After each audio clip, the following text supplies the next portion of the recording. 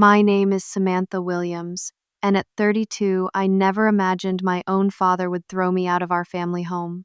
"Get out, you lowlife!" he screamed that night, his face twisted with disgust, all because I chose entrepreneurship over the college degree he desperately wanted for me.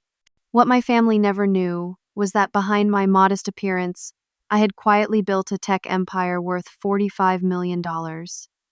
Before continuing my story, drop a comment letting me know where you are watching from and if you have ever had to prove someone wrong who underestimated you. Growing up in a middle-class neighborhood in Boston shaped my entire worldview. Our house was modest but respectable, much like my parents wanted our family to appear to the outside world. My father, Harold Williams, was not just any academic. He was a prestigious university professor whose name carried weight in intellectual circles. When he walked into a room, people noticed. His tweed jackets and wire-rimmed glasses became his trademark, along with the slight tilt of his head when he was about to correct someone. Education was not just important to him, it was everything. My mother, Judith Williams, held her own respected position as a high school principal. She ruled her school with quiet efficiency, but at home she deferred to my father in almost everything. I would catch her watching me sometimes with a softness in her eyes that never translated into actual support when it mattered. She was loving in private moments, but ultimately loyal to my father and his vision for our family. Then there was my brother Eric, 2 years older, and the absolute golden child. Eric followed my father's path exactly as prescribed. Straight A student debate team captain, Harvard, acceptance with a full scholarship. I still remember the party my parents threw when that acceptance letter arrived. It was as if our family had collectively achieved something monumental. My own achievements that year, winning a state entrepreneurship competition, went completely unacknowledged. From my earliest memories, our family dynamics revolved around academic credentials. Dinner conversations centered around Eric's latest paper or my father's upcoming publication. My mother would nod appreciatively, while adding details about educational policies at her school. I would sit quietly feeling like an alien who had been accidentally dropped into this family of intellectuals. Yet I showed signs of different talents early on. At 8 years old, I started a lemonade stand that expanded to 3 locations operated by neighborhood kids I had recruited. By 12, I was fixing computers for neighbors and charging reasonable rates for my services. When I proudly told my father about the $50 I had earned in a weekend fixing Mrs. Johnson's laptop, he patted my head dismissively. "That is nice, Samantha. A cute hobby. But remember, real success comes from academic achievement." These hobbies, as he called them, continued throughout my teenage years. I designed websites for local businesses, resold vintage clothing online, and even developed a small app that helped students coordinate study groups. My mother would sometimes slip into my room and tell me she was impressed, but these comments always came with a caveat. "Your business sense is impressive, honey. But your father is right about the importance of college. You need a degree in today's world." High school was a strange time for me. I maintained good grades because I was naturally curious and intelligent, but my passion lay in entrepreneurship. While other students stressed about college applications, I was drawing up business plans. When I received acceptance letters from several good universities, including my father's alma mater, I made the decision that would create the first major rift in our family. I declined all the offers. The argument that night was epic. My father's face turned a shade of red I had never seen before as he paced our living room. "You are throwing your life away," he shouted, waving my rejection letters in the air. "No child of mine is going to become a dropout failure." "I am not dropping out, Dad." I tried to explain calmly. "I am choosing a different path. College will always be there if I need it later." "Different path," he scoffed. "You mean no path? Working retail jobs and tinkering with computer games is not a career." My mother sat silently on the couch, her hands folded in her lap. eyes downcast. My brother Eric stood in the doorway with a mixture of shock and something else. Relief, perhaps, that the family disappointment role was firmly assigned to me and not him. That night marked the beginning of years of tension that would eventually lead to my complete estrangement from my father. But it also marked the beginning of my journey toward building something that would eventually be worth $45 million. At 18, fresh out of high school and determined to prove myself, I landed my first real job at a tech startup called Solutions. The company was small, innovative, and willing to hire someone without a degree, but with demonstrable skills. My starting position was modest, handling customer service inquiries about their productivity software, but it gave me a foot in the door of the industry I wanted to conquer. After my 8-hour shifts ended, I would stay late teaching myself coding through online courses. The office was empty, and no one minded if I used the computers to practice. Within 6 months, I had taught myself enough Python and JavaScript to start contributing small fixes to the company's products. My manager, Kyle Preston, noticed my initiative. "You have got a natural talent for this, Sam," he told me after I debugged an issue that had been plaguing their system for weeks. "Most people need 4 years of college to learn what you have picked up in months."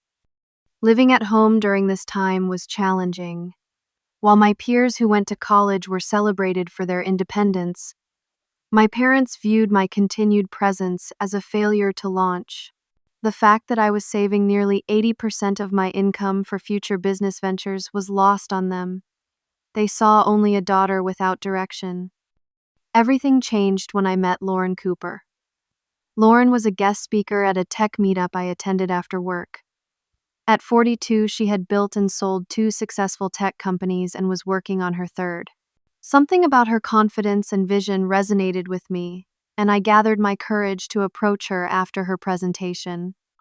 "Your talk about adaptive AI solutions was fascinating," I said, extending my hand.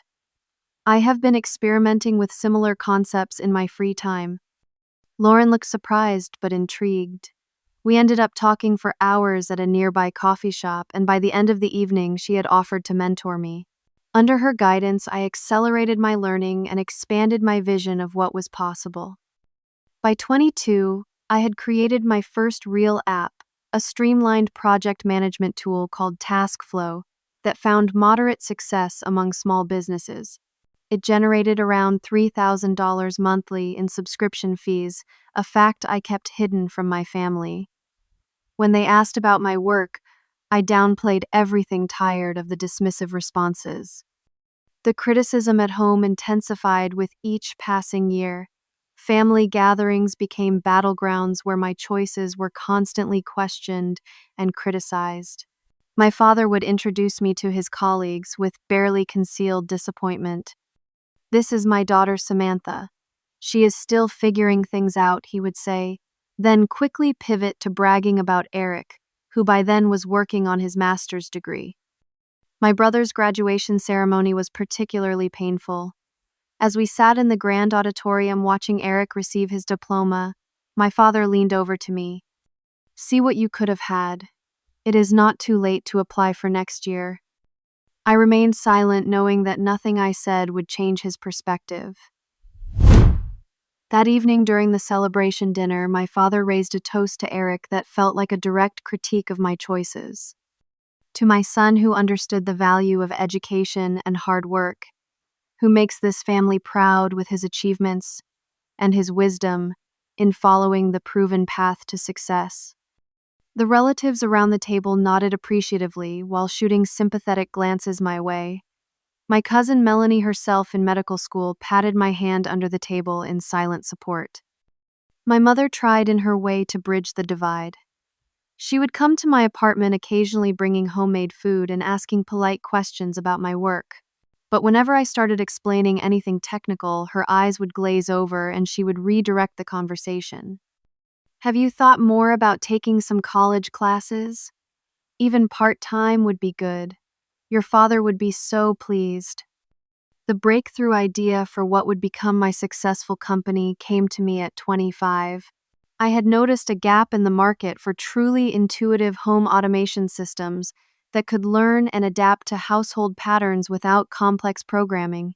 Existing solutions were either too simplified or required technical expertise beyond average users.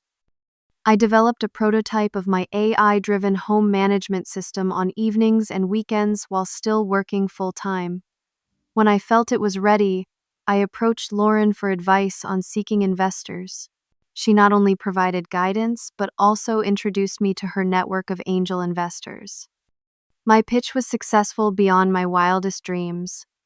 I secured $1.2 million in first-round funding, enough to quit my job and focus exclusively on building smart home solutions. All while my family believed I was still working at what my father called my dead-end tech support job. Living this double life became increasingly stressful. I rented a modest apartment that gave no indication of my growing success and drove an old Honda when visiting my parents. Meanwhile, I was building a company that was beginning to attract serious attention in the tech world. The weight of hiding my true self from my family took an emotional toll. I began seeing a therapist, Dr. Rachel Thompson, who helped me navigate the complex feelings of family estrangement and success. "You are carrying two separate identities," Dr. Thompson observed during one session: the dutiful but disappointing daughter and the innovative, successful entrepreneur. The tension between these identities is creating significant stress. She was right. I was living a divided life, and something would eventually have to give. Smart home solutions grew faster than I could have anticipated. The core of our product was an AI software that learned household patterns and optimized everything from energy usage to grocery ordering. What set us apart was the intuitive interface that required no technical knowledge from users. Anyone could set up our system and benefit from it immediately, with the AI becoming more personalized over time. My initial team of 3 expanded to 15 within 6 months, then to 50 employees by the end of our second year. We moved from a cramped co-working space to our own offices in a renovated industrial building in Boston's Innovation District. Each milestone felt like vindication for the path I had chosen, yet I could share it with almost no one from my previous life. Jessica Martinez joined the company early on as our chief operating officer and quickly became my closest friend and confidant. With her background in business administration and her warm, straightforward manner, she complemented my technical focus perfectly. She was also one of the few people who knew about my family situation. "I do not understand why you do not just tell them," she said one evening as we worked late. "You have built something extraordinary here. Most parents would be shouting it from the rooftops." "You do not know my father," I replied, typing furiously as we prepared for an investor meeting. "He would find a way to diminish it or explain why it does not count without a degree backing it up." Jessica shook her head but did not push further. She understood that family dynamics were complicated and respected my decisions even when she disagreed. The turning point for Smart Home Solutions came when Tech Global, an international technology giant, approached us for a partnership deal. They wanted to integrate our AI systems into their consumer products, a move that would put our technology in millions of homes worldwide. The contract negotiation was intense, but when we finally signed, our company valuation skyrocketed overnight. Suddenly, investors were pressuring us to go public. Business magazines wanted interviews. Industry conferences invited me to speak. Managing this rapid growth while maintaining my privacy became increasingly difficult. For magazine features, I would only agree to profiles that focused on the technology rather than me personally, and I used my middle name Jane in public appearances to make it harder for family or old acquaintances to make the connection. Despite my precautions, the isolation from my family grew more painful as my success increased. I would see fathers proudly supporting their daughters at industry events and feel a hollow ache in my chest. On my 30th birthday, while my team surprised me with champagne and cake at the office, I received only a terse text message from my mother and nothing from my father. That same month, I made the decision to purchase my dream home, a stunning beachfront property in Florida. The villa was everything I had ever wanted, with open spaces filled with natural light, a private beach, and enough room to host the friends who had become my chosen family. The $45 million price tag would have shocked anyone who knew me from my previous life, where I still maintained the appearance of modest success at best. My romantic life suffered under the strain of my double life as well. I briefly dated Brian Taylor, a kind and successful architect I met at a charity event. Our relationship progressed well until he began asking why he had never met my family or why I became evasive when discussing my background. Unable to share the full truth, I eventually pushed him away, adding another layer of loneliness to my complex life. Therapy sessions with Dr. Thompson became my lifeline during this period of extreme contrast between my personal and professional lives. "You have achieved remarkable success by any metric," she pointed out during one session. "Yet you still seek validation from people who have shown they are incapable of providing it." "I know it is irrational," I admitted. "I just always thought that if I became successful enough, they would finally see me. Really see me."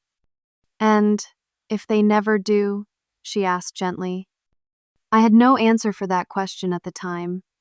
Part of me still clung to the hope that there was some threshold of achievement that would finally earn my father's respect. But with each passing month, as smart home solutions grew and my net worth increased, that threshold seemed more and more unreachable. By my 31st birthday, my personal net worth had reached $45 million. The company was valued at over $300 million, with projections to reach $1 billion within 5 years if our growth continued. I had achieved more than most people do in a lifetime, all without the degree my father considered essential. Yet I still drove my old Honda to family gatherings and deflected questions about my career with vague responses about working in tech. I began planning how I would eventually reveal the truth to my family. I drafted and discarded dozens of speeches and scenarios, never finding the right approach. Should I simply show up in a luxury car, send them a news article about the company, invite them to our headquarters? Nothing seemed right, and so I continued my exhausting charade, waiting for the perfect moment that never seemed to arrive.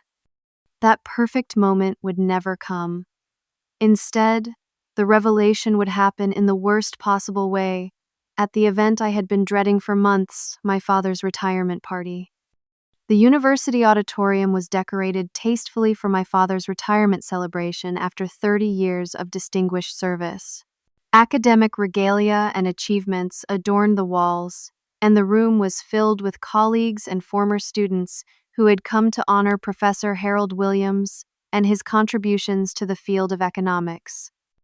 I arrived alone, dressed in a simple but elegant black dress that deliberately understated my financial status. My gift, a rare first edition economics text I knew he had coveted for years, was modestly wrapped. Nothing about my appearance suggested I was anything other than the underachieving daughter the family narrative had established. Eric arrived shortly after me, immediately becoming the center of attention as he worked the room with our father. He had recently secured a prestigious professorship at an Ivy League university, following directly in our father's footsteps. The pride radiating from my father was almost palpable as he introduced his son to colleagues. "Have you spoken to Dad yet?" Eric asked when he finally made his way to my corner of the room. "I just got here," I replied, sipping my sparkling water. "I will congratulate him once the crowd thins a bit." Eric nodded, then lowered his voice. "Try not to bring up work tonight. Okay, this is his big night. We do not need another tense family moment." Before I could respond, our Aunt Cynthia approached, her eyes sweeping critically over my appearance before she embraced me. "Samantha, dear, how are you still living in that little apartment downtown?" "I am doing well, Aunt Cynthia. How is Uncle Robert?" "Oh, he is wonderful. Just got another promotion. Speaking of careers," her voice took on a concerned tone, "your mother mentioned you are still at that same company. Have you thought about going back to school? There are wonderful programs for adult learners these days." I forced a smile. My career is actually progressing quite nicely. I appreciate the concern, though. Well, it is never too late to get on the right track. Look at your cousin Patricia's daughter. She went back for her master's at 35, and now she is doing wonderfully at Goldman Sachs. The conversation continued in this vein until dinner was announced, and we all took our assigned seats. I was placed between my mother and a former colleague of my father's, with my father and Eric seated across from us. The meal progressed with various people standing to offer tributes to my father's academic legacy. I listened, politely clapping at appropriate moments and trying to feel genuine happiness for his achievements despite our difficult relationship. When the formal speeches concluded, conversation around our table turned to family updates. Inevitably, after Eric detailed his latest academic publication, attention shifted to me. "And what about you, Samantha?" asked Dr. Lawrence, my father's longtime colleague. "Your mother mentioned you work in computers." I took a careful breath. Yes, I work in tech solutions, specifically AI-driven home automation systems. My father made a dismissive gesture. Samantha has always enjoyed tinkering with gadgets, a hobby that turned into a job. "It is a bit more than that," I said quietly. "I work with artificial intelligence applications for residential environments." Without proper credentials, my father added, taking a sip of his wine. Samantha decided college was unnecessary despite our guidance. The table grew uncomfortably quiet. My mother placed a hand on my arm, in what might have been meant as restraint or comfort. "The company is actually doing quite well." I continued, maintaining my composure. "We have developed several innovative solutions in the smart home market. Playing with computers is not the same as building a respectable career," my father said, his voice taking on the lecturing tone he typically reserved for underperforming students. "Look at the Hamilton's daughter, medical school at Johns Hopkins, or the Peterson Boy Law Review at Columbia. That is achievement." Eric jumped in, his tone condescending, though his words were ostensibly supportive. "Not everyone is cut out for academia, Dad. Some people are more hands-on." Something in me snapped at that moment. Perhaps it was the culmination of years of dismissal, or perhaps it was simply fatigue from maintaining the charade for so long. Our last funding round valued the company at over $300 million. I said the words, slipping out before I could reconsider. My father's eyebrows shot up, then furrowed in disbelief. "Do not be ridiculous, Samantha. This is neither the time nor place for fabrications." "It is not a fabrication. I founded Smart Home Solutions 5 years ago. We employ over 100 people now, and our technology is being implemented by major international corporations." The table fell silent. My father's face cycled through confusion, disbelief, and then settled on anger. "If this is some sort of joke, it is in poor taste, especially tonight. Look it up if you do not believe me," I said, my voice steady. Despite my racing heart. Smart Home Solutions founder and CEO Samantha Jane Williams. My mother's hand tightened on my arm. "Samantha, perhaps we should discuss this privately." But it was too late. My father's expression had darkened, his jaw clenched in that familiar way that signaled an impending storm. "So, this is why you have been so secretive, creating some fantasy success story, rather than admitting you made a mistake by not pursuing higher education." "It is not a fantasy, Dad. It is a multi-million-dollar company that I built from nothing, without a degree." Eric pulled out his phone, presumably to search for the company. His eyes widened as he scrolled. Then he looked up at me with newfound uncertainty. My father was not interested in evidence. His face had flushed deep red and his voice rose sharply. "I will not have you mock everything I stand for, everything I have worked to teach you with these outlandish claims. A proper education is the foundation of real success, not some flash-in-the-pan tech scheme." "Harold," my mother interjected softly, "perhaps we should listen." Listen to what Judith. More excuses for taking shortcuts. For years we have watched her waste her potential, and now she disrupts my retirement celebration with tales of unlikely success.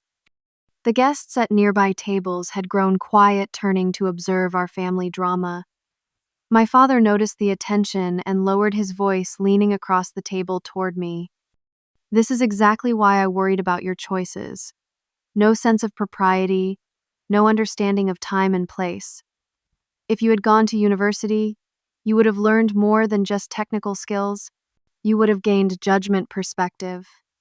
My judgment built a company worth hundreds of millions, I replied evenly.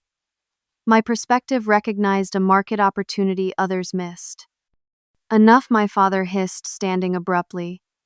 I will not have my life's work and celebration undermined by your fantasies and disrespect. I remained seated, looking up at him calmly. I came tonight to celebrate your achievements, Dad. I had hoped maybe you could acknowledge mine as well. Acknowledge what a daughter who rejected every advantage we offered her, who thinks she knows better than decades of wisdom about the path to success, who shows up tonight to spin tales rather than admit her mistakes. I stood then, gathering my purse. I think I should go.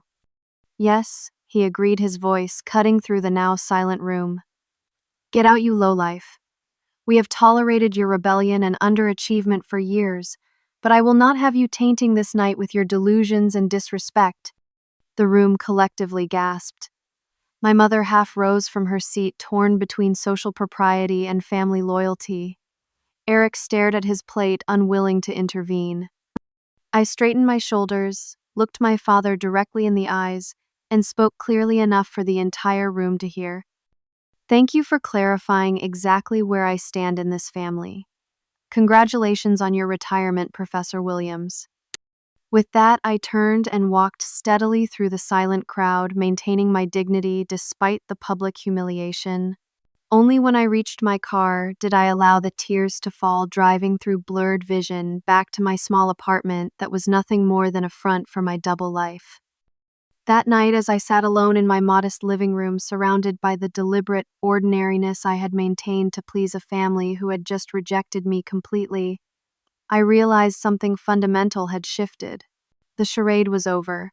The careful balancing act between my real life and my family life had finally collapsed.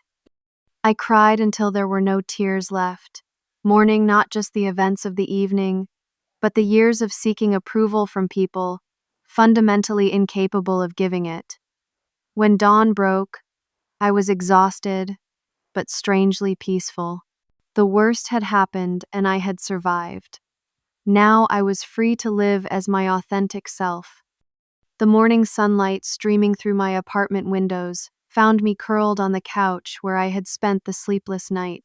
My phone had been buzzing periodically, mostly with messages from Jessica, who had sensed something was wrong when I texted her a brief update after leaving the party. I had not had the emotional energy to respond fully. When I finally called her, my voice was hoarse from crying. It is over, Jess. Everything exploded last night. Oh, Sam, what happened? Her concern was evident even through the phone. I recounted the retirement party disaster in detail, including my father's final devastating words. So that is it, I concluded. The great revelation I had been planning for years happened in the worst possible way, and now I have been officially banished from the family. There was a moment of silence before Jessica spoke. Maybe this is actually for the best, Sam. You have been living this exhausting double life for so long. Now you can finally be yourself completely and openly. Her words resonated with something that had been forming in my mind throughout the long night. You know what, you are right. I am done hiding, done downplaying my success, done seeking approval from people who will never give it. That is my girl, Jessica said, relief evident in her voice. So what is next? First, we are going ahead with taking the company public. Schedule the meeting with the PR team for tomorrow. It is time to put my full name and face behind Smart Home Solutions. Absolutely. And personally, I took a deep breath, feeling a strange lightness spread through me despite the emotional exhaustion. I am moving to Florida, permanently, today. The beach house, for real this time. Yes, this apartment was never really my home. It was just another part of the charade. I am going to pack what matters and leave the rest behind. After ending the call with Jessica, I immediately contacted our PR director, Hannah Lewis, to prepare for the company's public offering announcement with me front and center as founder and CEO. No more hiding behind my middle name or avoiding photographs. Next, I called my real estate agent, Timothy Schultz, who had helped me purchase the Florida property. Timothy, I am ready to make the villa my primary residence. Can you arrange for everything to be prepared for my arrival today? I will be flying down this evening. Of course, Miss Williams. The property is maintained and ready, but I will have the staff prepare for your immediate occupancy. Shall I arrange transportation from the airport as well? Please. And Timothy, this is a permanent move, not just a visit. After making these arrangements, I began the cathartic process of packing my apartment. I was surprised by how little I actually wanted to take with me. Most of the furnishings and decor had been chosen to maintain the illusion of modest means, not because they held any personal significance. I packed my clothes, important documents, family photographs, and a few cherished books and mementos. While sorting through my belongings, I discovered a box of childhood items I had brought from my parents' house years ago. Inside was a science fair medal from 6th grade, when I had created a rudimentary computer program that predicted weather patterns. My father had dismissed it at the time, focusing instead on Eric's perfect report card. I placed the medal in my suitcase, a reminder of how early my true talents had shown themselves. By early afternoon, I had packed everything I wanted to take and arranged for the rest to be donated. Before heading to the airport, there was one final stop I needed to make one more clean break from my old life. The drive to my parents' suburban home felt surreal, as if I was visiting a movie set from a film long wrapped. The modest 2-story colonial looked exactly as it always had, immaculately maintained, with my mother's carefully tended garden blooming along the front walk. I used my key to enter, assuming no one would be home in the middle of a weekday. To my surprise, my mother was sitting in the living room, still wearing her robe despite the late hour. She looked up as I entered, her eyes red-rimmed and swollen. "Samantha, I thought you might come." Her voice was flat, exhausted. "I just came to pick up a few remaining things from my old room," I explained, standing awkwardly in the entryway. She nodded. "Your father is at the university clearing out his office. That is probably for the best." I moved toward the stairs but paused when she spoke again. "Is it true what you said last night about your company?" I turned back to face her. "Yes, every word. You can look it up online if you do not believe me." "I did," she admitted quietly. "This morning. I found articles about your company, about you. Why did you never tell us?" The question held genuine bewilderment, as if she truly could not understand my secrecy. I sighed, sitting down across from her. "Would it have mattered, Mom? Would Dad have been proud of me if I had told him I was successful? But still, without the precious degree he values above everything else." She did not answer immediately, which was answer enough. "I need to get a few things from my room," I said, standing again. "I am moving to Florida today." "Florida? But your job, your apartment?" "My company is headquartered in Boston, but I can run it from anywhere. And that apartment was never really my home. It was just part of the pretense." I climbed the stairs to my childhood bedroom, which had remained largely unchanged since high school. The walls still held posters of tech pioneers and entrepreneurs rather than the movie stars most teenage girls favored.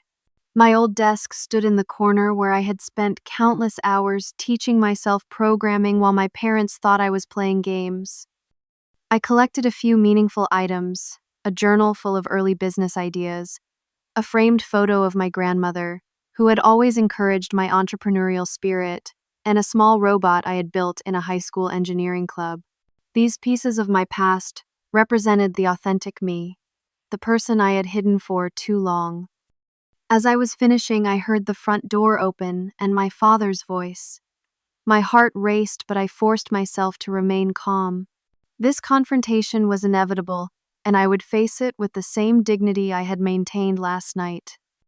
Descending the stairs with my small box of belongings, I came face to face with my father in the foyer.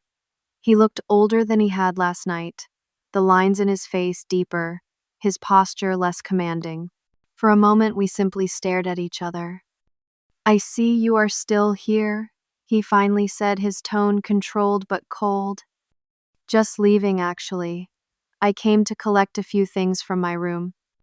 Convenient timing. My mother appeared from the living room, her expression pleading.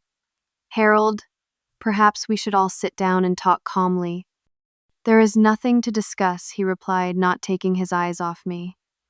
"Our daughter made her choices long ago against all our advice and wisdom. Last night, she chose to disrupt my retirement celebration with outlandish claims and inappropriate behavior." "They were not claims, Dad. They were facts. Facts you could easily verify if you cared to. Facts manipulated to justify poor decisions," he countered. "Even if this company of yours is somewhat successful, it does not validate rejecting a proper education. A flash-in-the-pan tech startup is not the same as building a solid foundation for lifetime achievement." I shook my head, a sad smile forming. "You really cannot see it, can you? Even if I showed you our financial statements, our client list, our global impact, you would still consider me a failure because I did not follow your prescribed path." "Prescribed path," he scoffed. "You mean the path that has led to success for generations? The path your brother wisely chose?" As if summoned by mention of his name, Eric appeared at the doorway to the dining room, apparently having arrived earlier. He looked uncomfortable, shifting his weight from foot to foot. "Actually, Dad," he said hesitantly, "I looked into Samantha's company last night. It is impressive. Really impressive." My father waved dismissively. "Not now, Eric." I placed my box of belongings on the entry table and straightened my shoulders. "I did not come here to argue or to seek your approval, not anymore. I just came for my things because I am moving today. Permanently. Moving where my father demanded. To my beach house in Florida." He laughed incredulously. "Beach house now, the delusions continue." "It is not a delusion. It is a $45 million property that I purchased 6 months ago, but have been afraid to live in because I was still seeking your approval." I pulled out my phone and showed him a photo of the stunning modern villa with its infinity pool overlooking the ocean. For the first time, I saw a flicker of doubt cross my father's face, quickly replaced by his usual dismissive expression. "Well, I hope whatever fantasy you are living works out for you." My mother stepped forward, distress evident in her features. "Samantha, please, we are your family. We want what is best for you." "Do you, Mom? Or do you want what fits your idea of who I should be?" I softened my tone, looking at the woman who had always been caught in the middle. "You had chances, so many chances to really see me, to support me, even when it meant disagreeing with Dad. But you always chose his vision over mine." Tears filled her eyes. "I love you, Samantha. I know you do in your way, and I love you too. But love without respect or understanding is not enough." I took a business card from my wallet and placed it on top of my box. "This has my personal contact information. If either of you ever want to know the real me, not the daughter you imagined I should be, you can reach me here." I picked up my box and turned to leave, then paused at the door. "For what it is worth, I am proud of what you accomplished in your career, Dad. I just wish you could have found it in yourself to be proud of me too." With those words, I walked out of my childhood home for what might be the last time. The weight that had pressed on my chest for years seemed to lift with each step toward my car. By the time I reached the airport, I felt lighter than I had in memory, despite the emotional exhaustion of the past 24 hours. The first-class flight to Florida gave me time to process the monumental shift in my life. I was leaving behind not just a city and an apartment, but an entire false identity I had maintained to please people who might never be pleased. As the plane descended toward the Florida coast, I could see the brilliant blue of the ocean stretching to the horizon, a visual representation of the freedom that awaited me. A sleek black car met me at the airport as arranged, driving me along the scenic coastal road to my property. As we approached the security gate of the exclusive community, I felt a surge of anticipation. This was not just a house I was entering, but a new chapter of life lived on my own terms. The villa was even more beautiful than I remembered from my brief visits. Modern architecture with walls of glass that brought the ocean view inside soaring ceilings and open spaces designed for both comfort and elegance. Every feature had been chosen by me for me, without consideration of anyone else's expectations. I walked through the grand entrance hall past the living areas with their carefully selected artwork through the chef's kitchen I had designed, despite rarely cooking, and out onto the expansive terrace overlooking the private beach. The sun was setting over the water, painting the sky in brilliant oranges and pinks. I took a deep breath of the salt-tinged air and felt, perhaps for the first time in my adult life, truly at home. Standing there as darkness fell and lights automatically illuminated the terrace, I realized I was exactly where I was meant to be. The path that had seemed so wrong to my family had led me to this moment of perfect alignment with my authentic self. Tomorrow would bring new challenges: the public announcement of our company going public, the official assumption of my public role as CEO. But tonight was for acknowledging the journey and embracing the freedom of finally living my tame truth.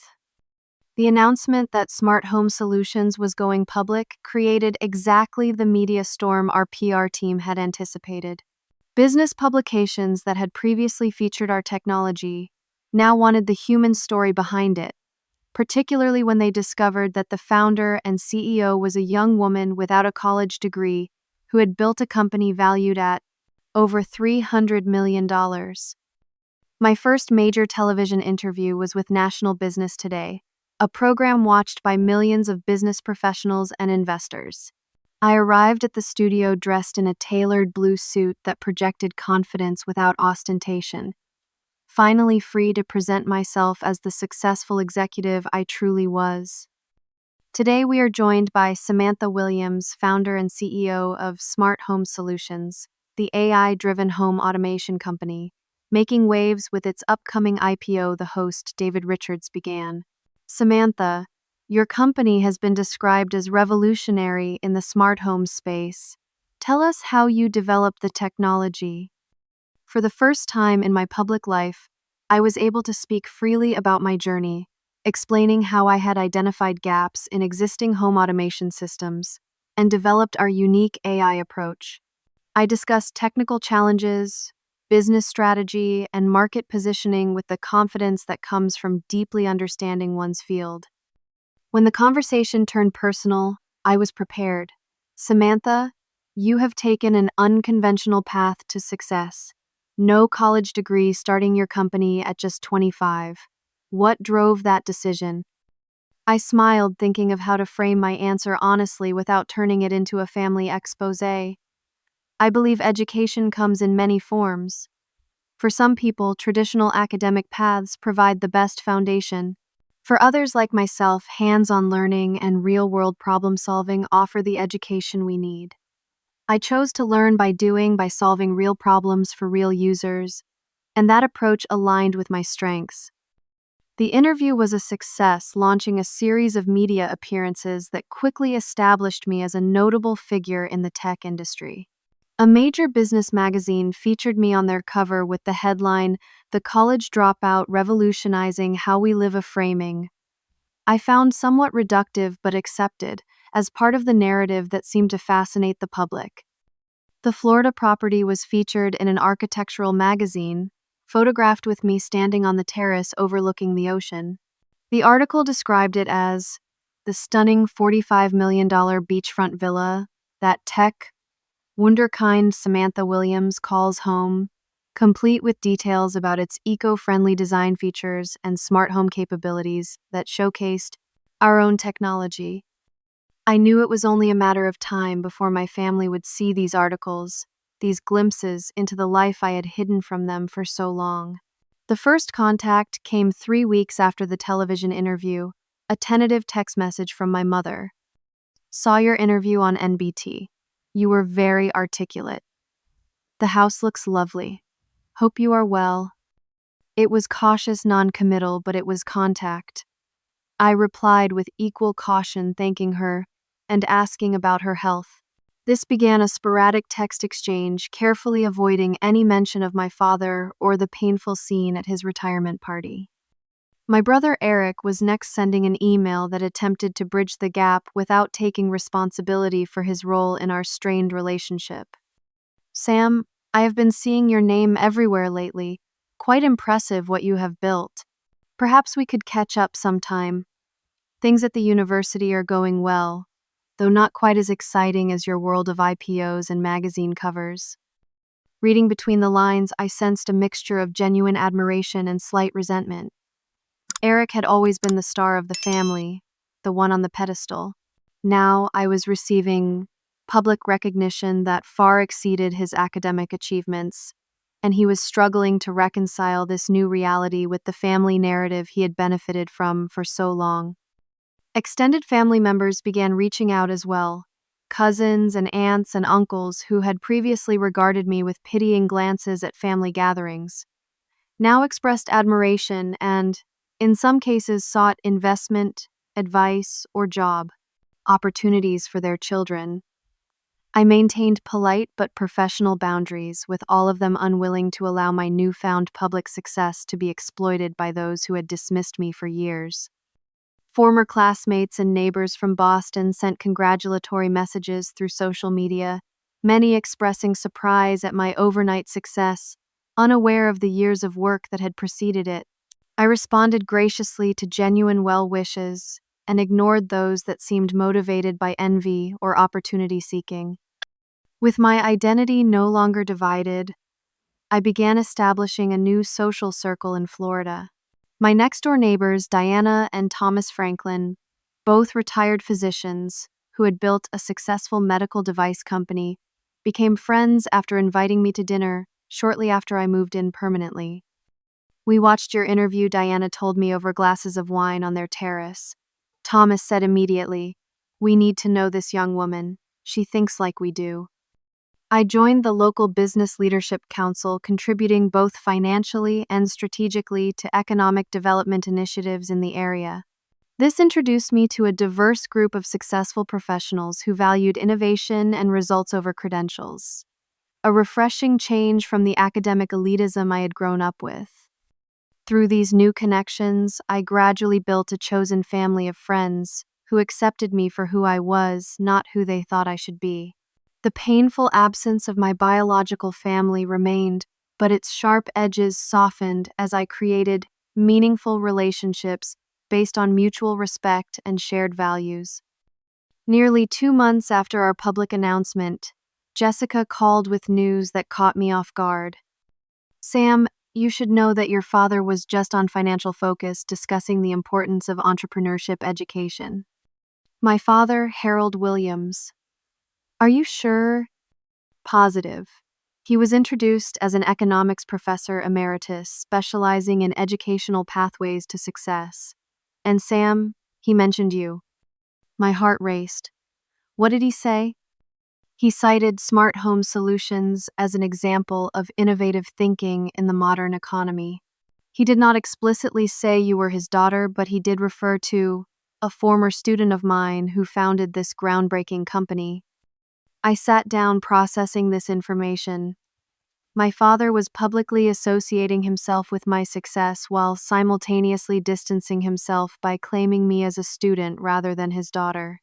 It was manipulative and yet strangely validating that he could no longer ignore my achievements. Later that week, my mother called our first actual phone conversation since I had left Boston. "I would like to come visit you," she said without preamble. if that would be all right. The request surprised me. What about Dad? This would be just me, she clarified. I think we need to talk Samantha, just the two of us. We arranged for her visit the following weekend. I sent a first-class ticket and arranged for the same car service that had met me at the airport to pick her up.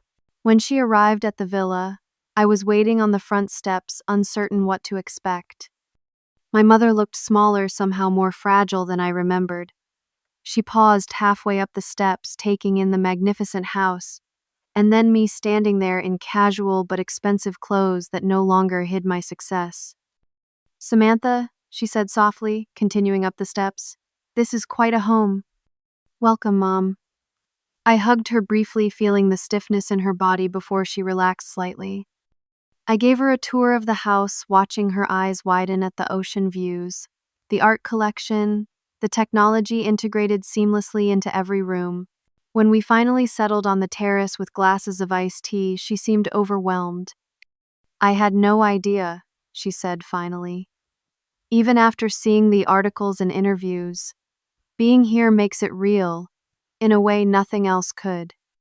That was part of why I kept it from you and Dad for so long, I admitted. I knew you would never believe it without seeing it. She looked down at her hands. Your father saw the Financial Focus program you were featured on last month. He recorded it. I found him watching it multiple times. This surprised me. What did he say about it? Nothing to me. But the next day he mentioned your company in his own interview. I think he is trying to process all of this in his own way. We talked for hours that afternoon and into the evening.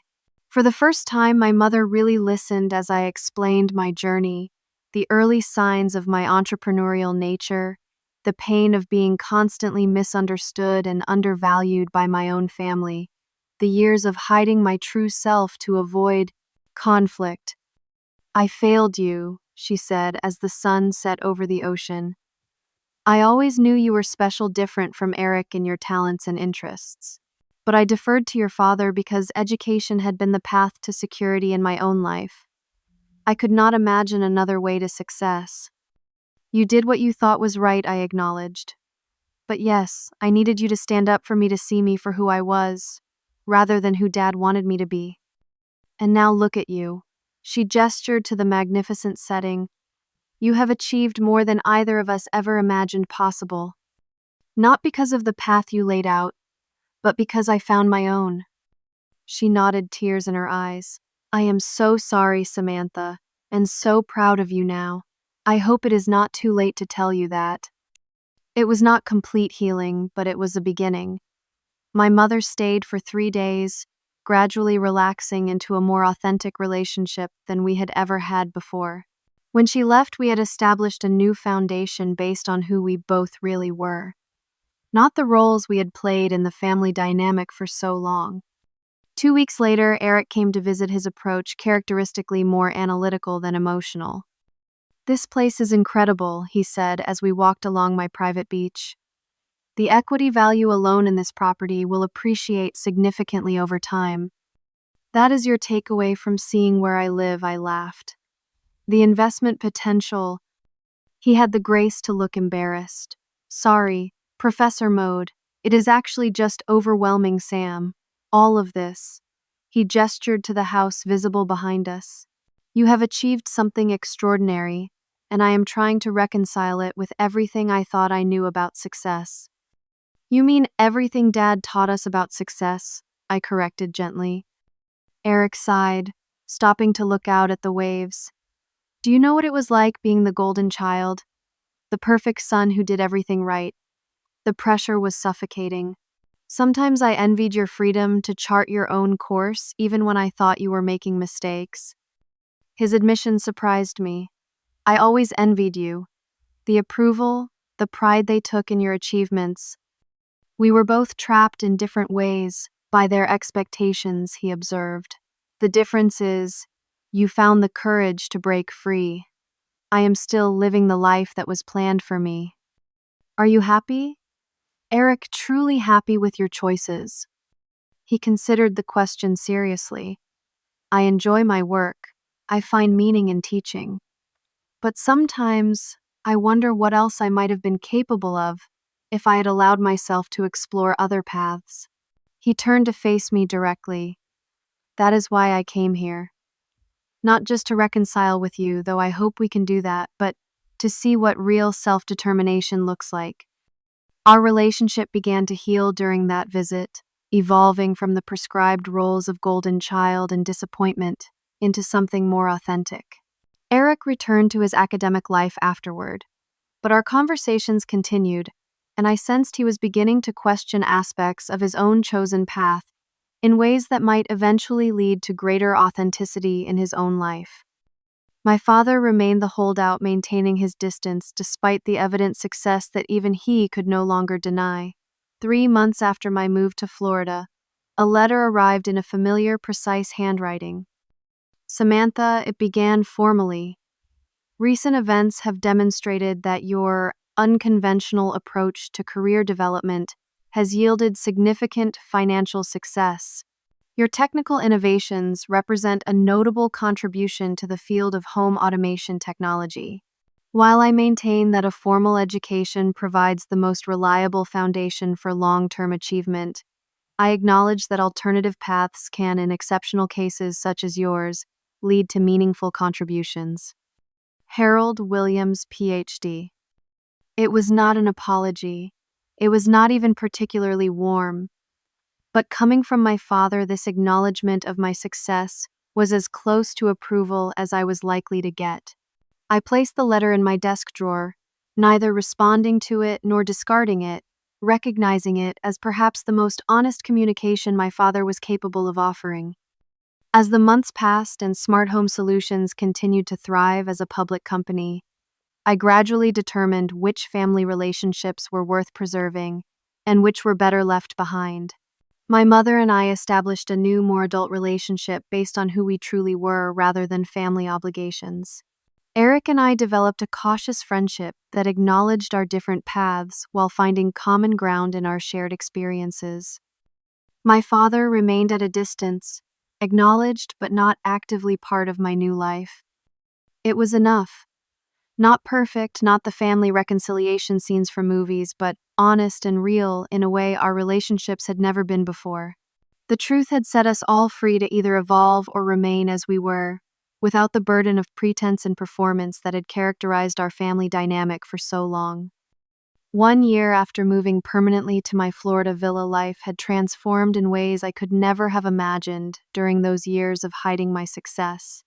Smart Home Solutions had not only survived but thrived as a public company, with our stock price nearly doubling since the IPO. Our technology was now in millions of homes worldwide, and we had expanded into commercial applications that promised to revolutionize energy efficiency in office buildings and retail spaces. Beyond business success, I had found personal fulfillment in unexpected ways. The freedom to be fully myself, without compartmentalizing different aspects of my identity, brought a sense of integration and peace I had never experienced before. With my financial security firmly established, I turned my attention to creating opportunities for others like me and young entrepreneurs, with vision but without traditional credentials. I established the Williams Innovation Foundation, which provided seed funding for promising startups founded by individuals without college degrees. Education comes in many forms, I explained at the foundation's launch event. Some of the most innovative thinkers learn by solving real problems in real time. Our foundation recognizes and supports these unconventional paths to success. The scholarship program we created funded non-traditional educational paths, from coding boot camps to apprenticeships to self-directed learning with industry mentors. Each year, we selected 50 young people with demonstrated potential but limited resources, providing not just financial support, but mentorship and networking opportunities that opened doors traditionally closed to those without formal degrees. My role as a mentor to young women in technology became particularly meaningful. Once a month, I hosted a gathering at my home for female entrepreneurs at various stages of their journeys, creating a supportive community where they could share challenges and strategies in an environment free from the gender biases still prevalent in the tech industry. Lily Chen, a 24-year-old developer with a revolutionary approach to medical diagnostics AI, became something of a protege. Her brilliance reminded me of myself at that age, but unlike me, she would not have to hide her light or pretend to be less than she was. The worst part was not the rejection itself. I told the group during one of our discussions about family expectations. It was the years I spent trying to be someone I was not to avoid that rejection. Freedom came when I finally accepted that their approval might never come and that I could succeed anyway. My relationship with my mother continued to evolve in positive ways. She visited regularly, sometimes staying for weeks at a time. Freed from my father's dominant influence, she revealed aspects of herself I had never known, including an interest in marine conservation that blossomed during her Florida visits. She began volunteering at a local sea turtle protection program, finding purpose and community that had nothing to do with her identity as wife, mother, or educator. I wish I had allowed myself this freedom earlier in life, she confided one evening as we walked along the beach. Watching you create this life on your own terms has inspired me to discover who I am beyond the roles I have played for others. My brother Eric's path took a surprising turn when he decided to take a sabbatical from his professorship to write a book examining alternative models of education and success in the modern economy. He consulted me frequently during his research, and our professional collaboration healed lingering wounds from our childhood competition. I am not sure Dad will approve of this direction, he admitted during one of our discussions. But I am beginning to understand that his approval is not the only measure of value. That was growth I had never expected to see in my academically orthodox brother, and it gave me hope that authentic living could be contagious. My father remained the most distant family member, maintaining contact primarily through formal emails, acknowledging business milestones, or occasional academic articles he thought might interest me.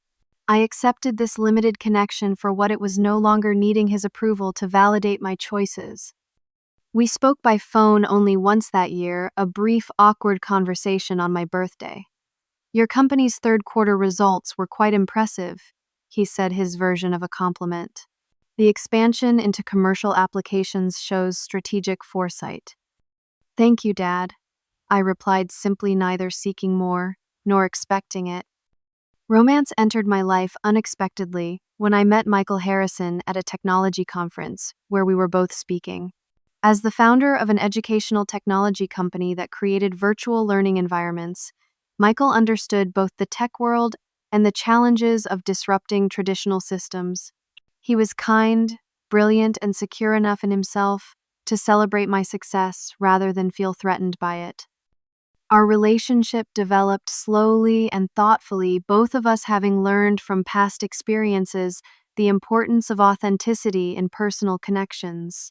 When he first visited my Florida home, he appreciated its beauty but seemed more interested in the person who had created this life.